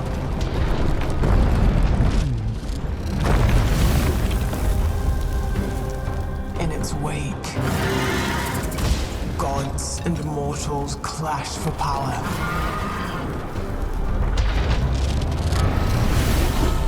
And empires rise, crushing all hope to dust and bone.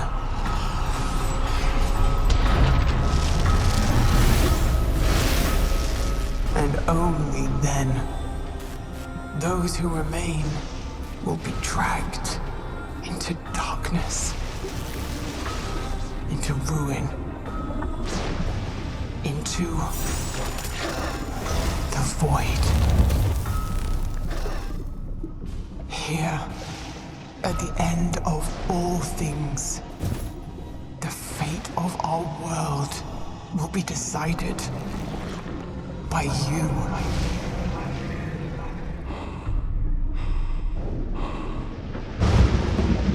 You will stand on the edge of extinction,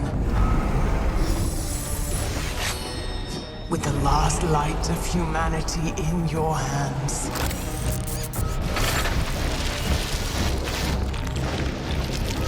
You must not fall. Uncover the past. Reforge our future. It's like a co-op multiplayer game. Has only just begun.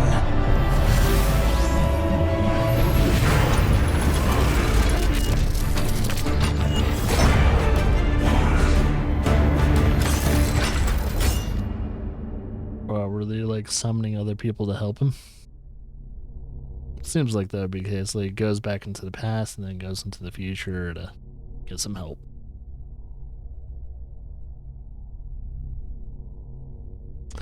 I don't know too much about the game, so I'm just gonna stay where it is. It's not on my radar or anything. Outcast: A New Beginning. I come in peace.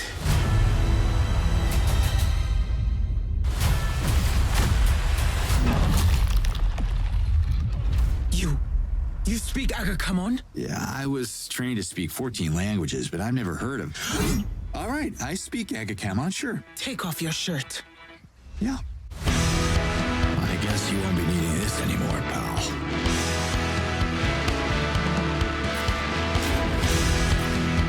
Yes!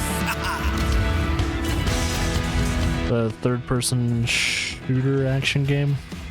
I smell a nice upgrade coming up. Fancy weapon module. Cool. Yes! That's what I'm talking about.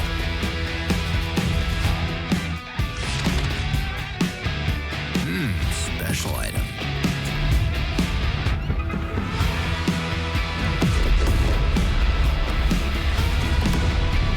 Woo! That was great! It's like a AA experience. Maybe not. I don't know.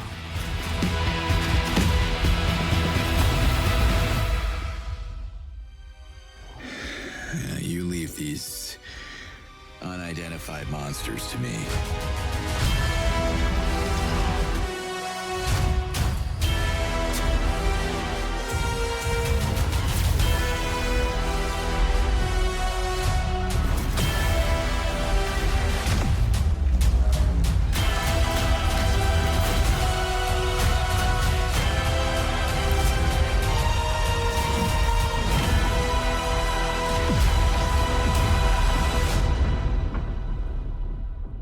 Oh, it's THQ Nordic. Anybody see that? It looks all right. That's about it. It just looks all right. Yeah, it has that THQ Nordic funding. Universe for Sale. Okay, that's what the game is. Universe for Sale.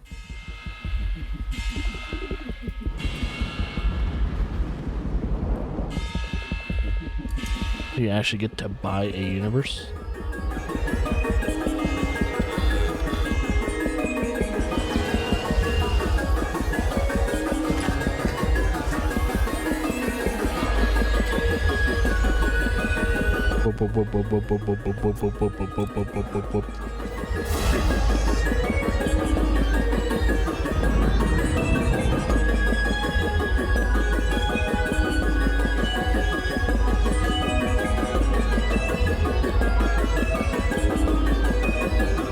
This looks like it's gonna be a very trippy game.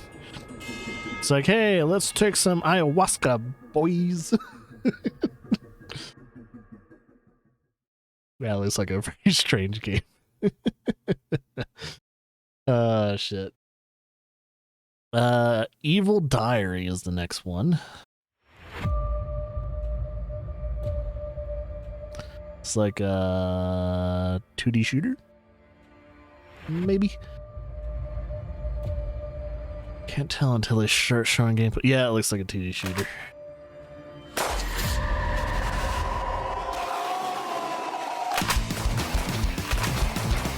Why does she flash like that? Oh, that would annoy me. I don't know. I don't like that aesthetic of the character like flashing from dark to light. Yeah, like that. I don't like that.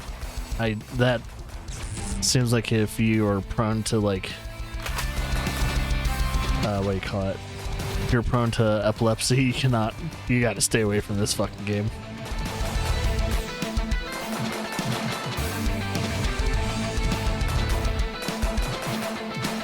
It definitely has indie in its veins, that's for sure. It looks like an indie.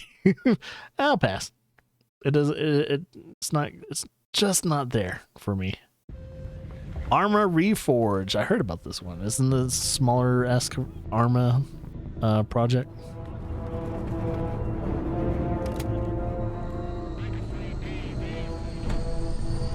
This is Command. All units prepare for Operation Thunderstorm. Over.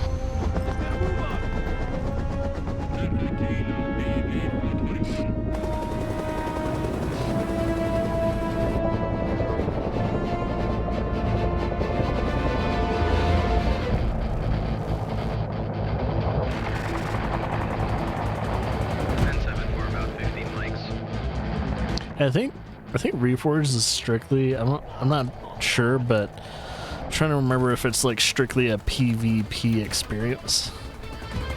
Because with Arma like 3 and Arma, I think Arma 4 or whatever it was called, whatever the latest Arma was, all the Armas technically are known to have both, and Arma's very good at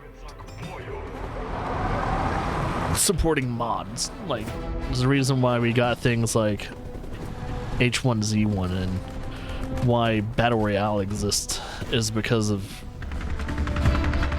mods and strictly from Arma.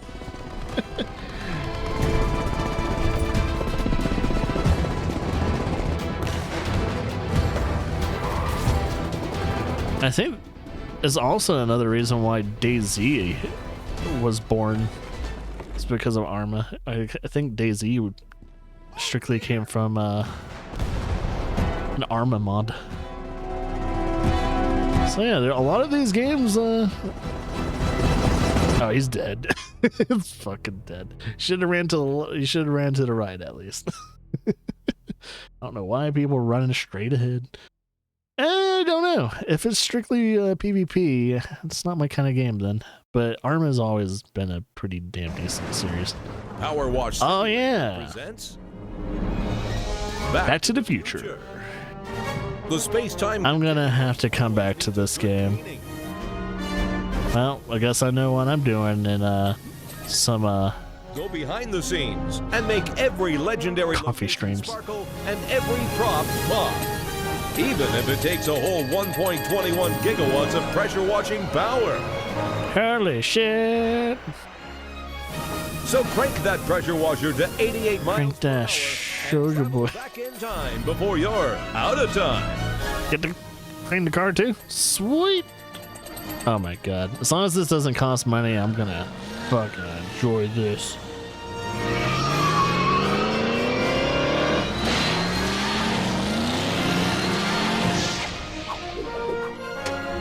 Out of time. That's so cool. I like it. It makes me want to go back to Power Wash. I haven't done the Tomb Raider stuff or anything yet, so all the new stuff they've been adding to Power Wash Simulator is like, I'm gonna have to fucking go back to that. Alright, this is Project Warlock 2, a chapter 2. So yeah, this is the second. I think it's the second game of Project Warlock.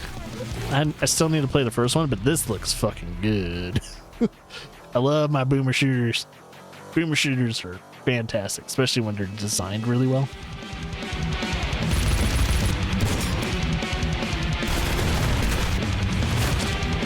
Yeah, it's like you're a warlock with a gun. I think that was the premise of the first game.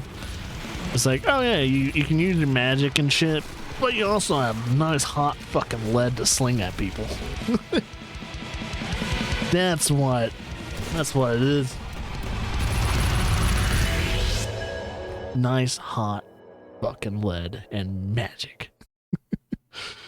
Yeah, I still need to play the first one though. It's still on my wish list, so I need to get it one day. Super Crazy Rhythm Castle. Music and adventure? Then you'll love Super Crazy Rhythm Castle. The chaotic rhythm adventure.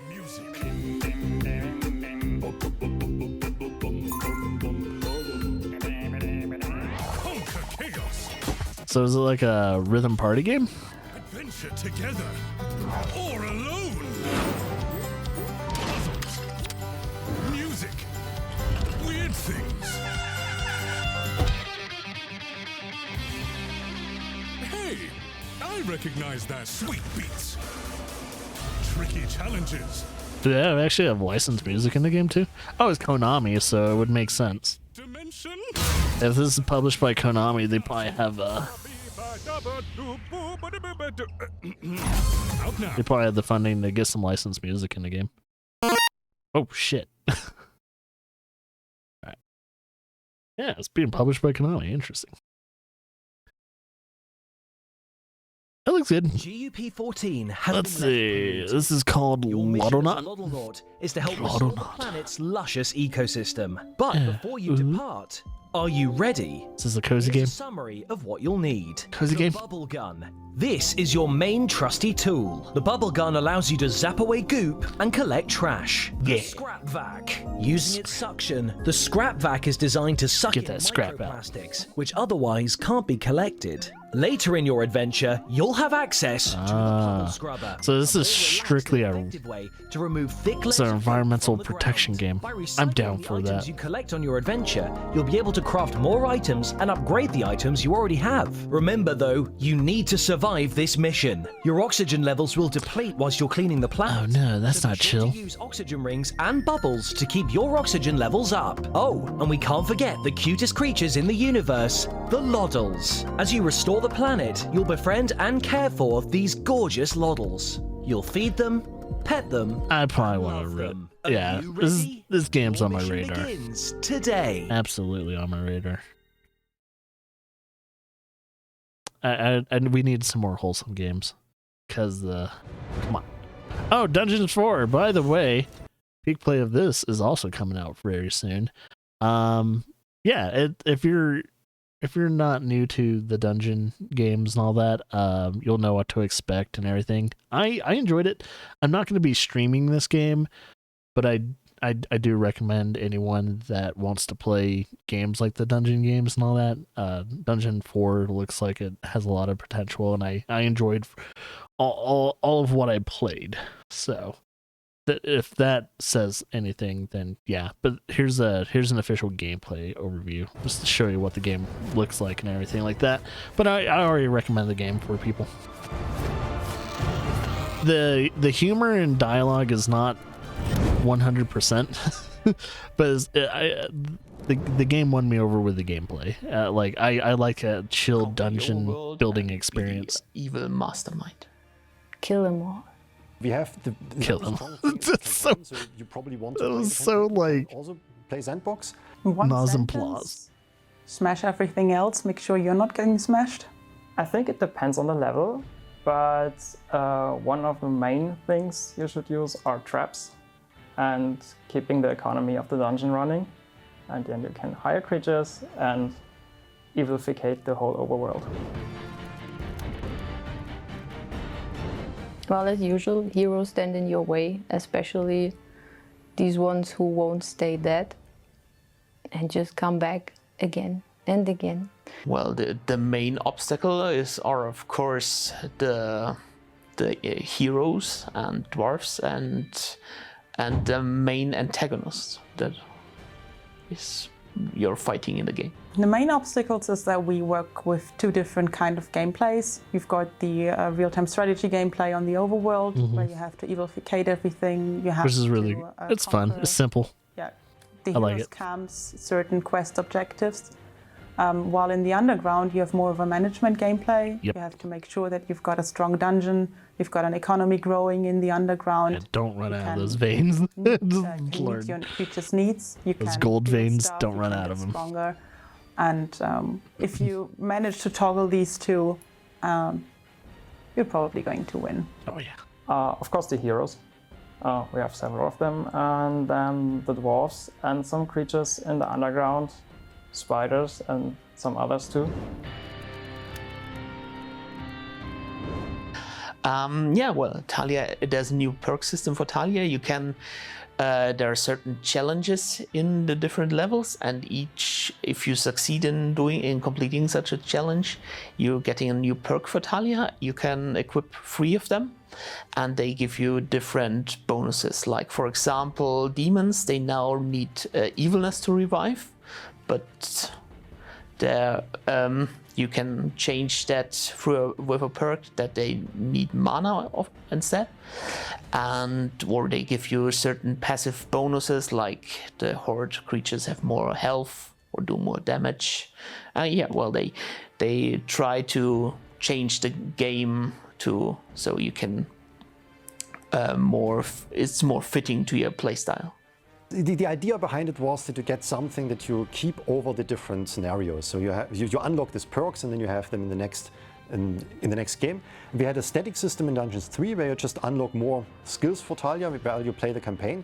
And now we just wanted to have you choose some alternatives. You can use this perk or that perk instead. This is on Game Pass, by the way, for anyone wondering. So you can put, I think it's on Game Pass for console and PC. The researches the player does in each level. And so you can try different playstyles with different factions, or all mix them together. As in Dungeons 3, they can level up. They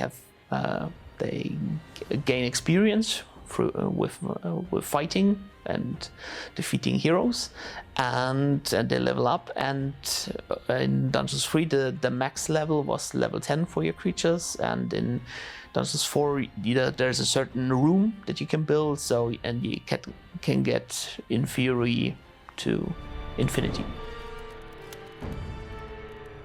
Through infinity and beyond. The gameplay for Dungeons 4, because now they will also be able to be in the dungeon, not just by going through a dungeon entrance, but also setting up the camp there, mining, maybe digging towards the dungeon heart of the player. So this is a new threat in the underground, because you cannot just monitor where the enemies are in the overworld. You have to be aware that maybe they're just right next to you and just breaking through the walls into your rooms. I think the dwarves will change a lot, because in the dungeon there's more up, and you have to battle them underground. And they even have their own entrances, and if you defeat them, you can use their entrances and reach new places. It changes the game quite a lot, I think, because they are digging their own ways through a dungeon. They are building their own rooms. You can't simply drop your creatures there, but you have to fight your way through. Yeah, they'll drop them outside of their gates. They have their own goals. They try to steal your gold. They are not only attacking your dungeon heart, but rather are grabbing your resources. This time we added, instead of the evil hubs we had in Dungeons 3, we added different bosses to the overworld, and it was a lot of fun designing these good creatures, which are a lot more like a unicorn and shit, menacing than the usual enemies you encounter on the overworld. And yeah, my favorite is the house, the drunken house. Drunken house, which came along with Dungeons 3, which I really like the relaxing chamber and the arcanium, but there are also several new ones which really add something to the whole Dungeons gameplay. For example, there's the Voodoo Brew, where you can brew potions, which you can use for strengthen the creatures, boost the economy in the dungeon, fight against your enemies. There are lots of different potions you can brew there, and they really add some spice to the entire gameplay. Yeah, it's not too bad of a game. I would, offline chill game for me. That's what I'll probably be doing.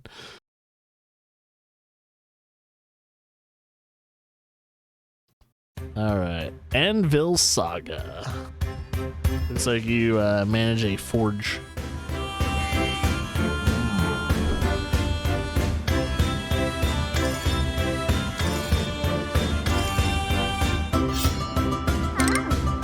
Is that fucking... That's Berserk. That's all Bloodborne Berserk. Is that Gandalf? Oh, so they have a lot of like little Easter egg cameos.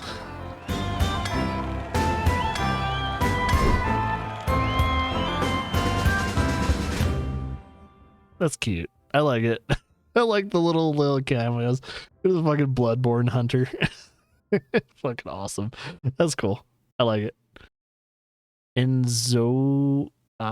It's Crafton. Isn't Crafton the guys that develop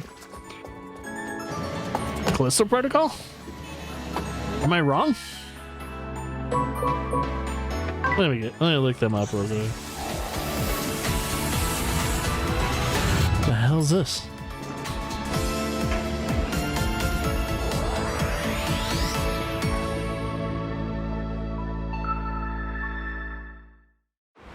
Oh no, Crafton's the guys that make PUBG. The fuck? This is their next game?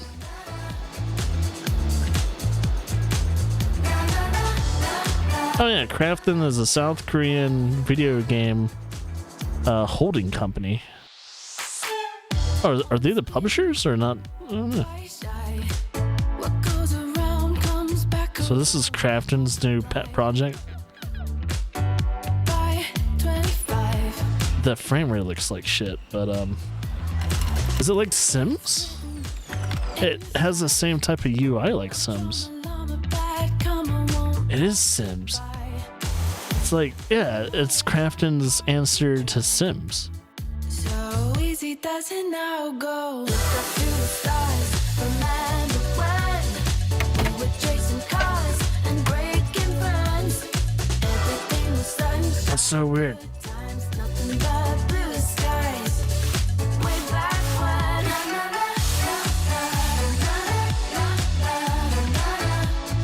Nothing but blue skies. Can people die by catching on fire and shit though? So let's be honest. It's not worth it if you can box them up and have them like dying alone. Yeah, this is pretty much Sims, but Korean. It's South Korean Sims. That's exactly what this is. South Korean Sims.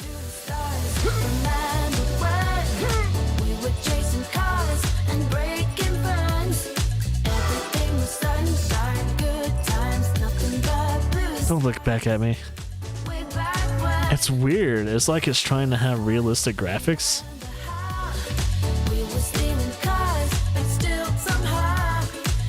Yeah, it's like a more realistic version of Sims. This is odd.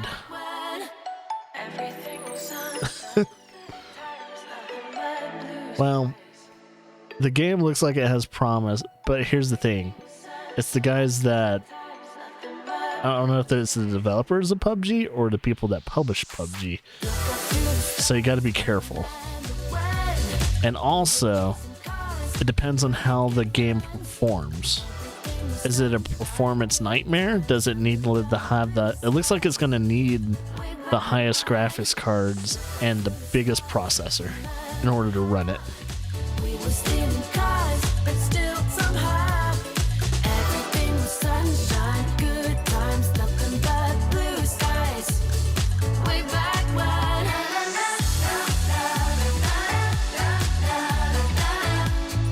Nothing but blue skies.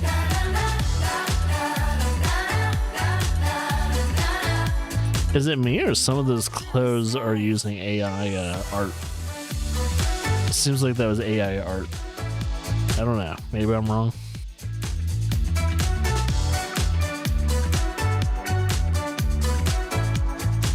Oh, modern chic, I see. Once bitten, twice shy. What goes around comes back around. Multiply. How long is this? 6 minutes. I didn't notice that. It's showing you a little bit of everything and what's in the game, though. In the sky. Oh, the lighting, man. I have to say, the one thing that kind of gets me is the lighting in the game at times. It's like, I think in their, I don't know if they're using Unreal Engine 3 or they're using a certain engine that they're using, like, so I'm trying to remember if Pearl Abyss has their games to, like, published by Krafton too. They're using Pearl Abyss's, like, engine.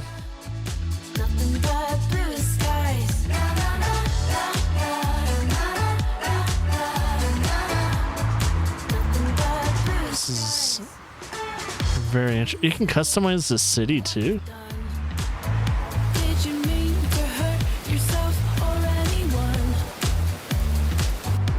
This is so odd. It's almost a little uncanny in a way too.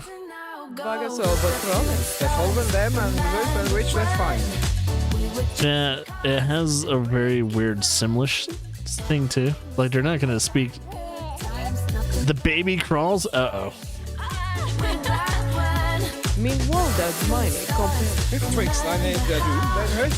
I've seen Kiryu walking around in Korea of all places.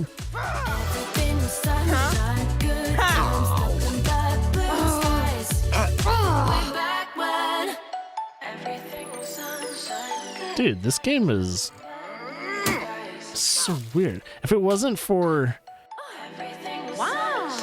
the frame rate, if the frame rate was smooth, this game would look fucking wild. But due to the fact that frame rate's like 30 frames or lower, it hasn't wowed me, but I'm like looking at certain details like lighting, and it's like, okay, certain lighting is good. Some lighting is a little rough. It's so weird though. There's certain things in that game that looks crazy, and then there's certain things like, ooh. So yeah, it's still in development though, but I don't know, that game has some promise, man. That game has some promise. But at the same time, it comes from the place of PUBG. So be hesitant. Alright, so this game is called The Desolation.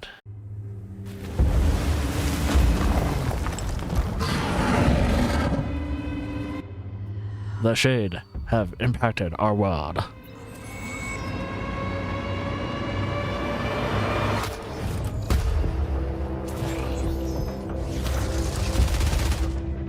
Is it a third person camera, like a little bit higher kind of feel, twin stick shooter maybe? Looks like a twin stick.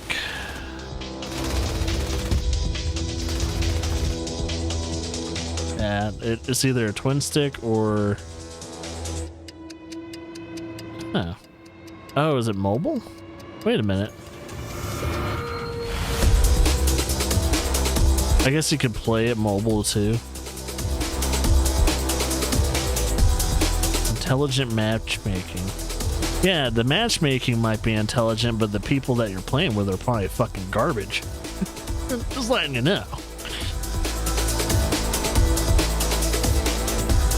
Like this trash.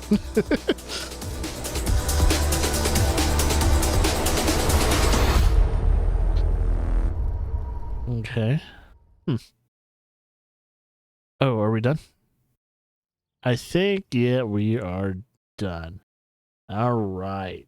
Well, that was this week in trailers. Hopefully there were some games that you guys enjoyed, at least getting introduced to and all that too. I think for the most part, other than that, the one game that raised me the most questions and at the same time looked kind of wild looking was that that one game from Crafton. It's like, what the fuck? it's their, like, I know there's another game that is I don't know if there's another game out there that's trying to do what Sims can't, because The Sims has been a huge like downfall for anyone that had been Sims fan since Sims 3.